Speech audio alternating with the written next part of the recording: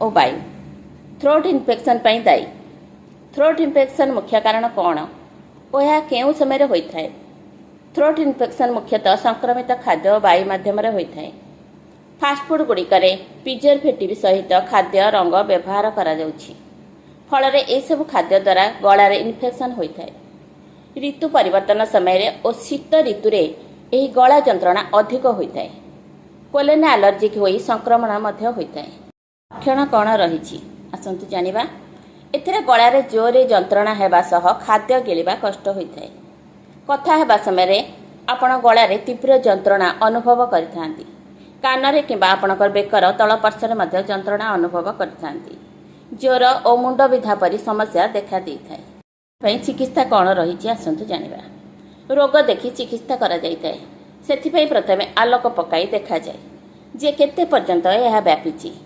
Tonsil फुलीची कि कौन देखिला परे केउं चिकित्सा करा जिवो कुहा जाए। सेथिपई आमे लूण पानी किंबा आयोडीन सॉल्यूशन औषध सह पानी गार्गलिंग करिथाउ। एंटी एलर्जिक औषध मध्य दिया जाइथाय। जदि ज्वर आसे तेबे इन्फेक्शन अधिक होइथिबार एंटीबायोटिक मध्य दिया जाइथाय।